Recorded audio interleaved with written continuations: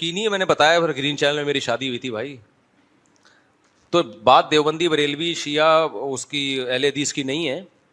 بات یہ ہے کہ کوئی بھی شخص چاہے وہ دیوبندی ہو، بریلوی ہو، شیعہ ہو، اہل حدیث ہو، کسی کے عقیدہ شرکیہ ہوگا تو اس سے نکاح جائز نہیں ہے. اس کا ذبیحہ، اس کا ذبح کردہ حلال نہیں ہے.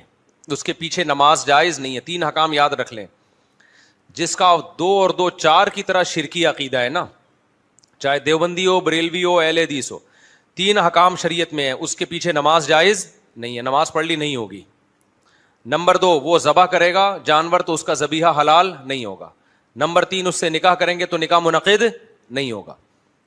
تو یہ کون ہے؟ جس کا عقیدہ اسلام کے کسی بنیادی ضروری عقیدے کا انکار کرے، وہ جیسے قادیانی ہے، ختم نبوت کے منکر ہیں، یا کوئی شخص اسلام کے عقیدہ توحید کا انکار کرتا ہے صاف لفظوں میں، میں نبی کو حاضر ناظر مانتا ہوں، ہر جگہ موجود ہیں، میں نبی کو عالم الغیب مانتا ہوں، سب کچھ اللہ نے علم دیا ہے نبی کے پاس، ما کان وما یکون، کوئی چیز نبی سے مخفی نہیں ہے، یہ شرکی عقیدہ ہے.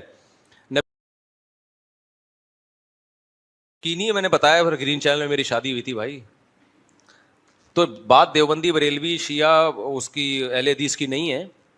بات یہ ہے کہ کوئی بھی شخص چاہے وہ دیوبندی ہو، بریلوی ہو، شیعہ ہو، اہل حدیث ہو، کسی کے عقیدہ شرکیہ ہوگا تو اس سے نکاح جائز نہیں ہے.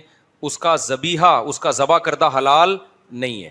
اس کے پیچھے نماز جائز نہیں ہے. 3 احکام یاد رکھ لیں. جس کا 2 اور 2 4 کی طرح شرکی عقیدہ ہے نا، چاہے دیوبندی ہو، بریلوی ہو، اہل حدیث ہو، 3 احکام شریعت میں ہے، اس کے پیچھے نماز جائز نہیں ہے، نماز پڑھ لی نہیں ہوگی. نمبر 2، وہ ذبح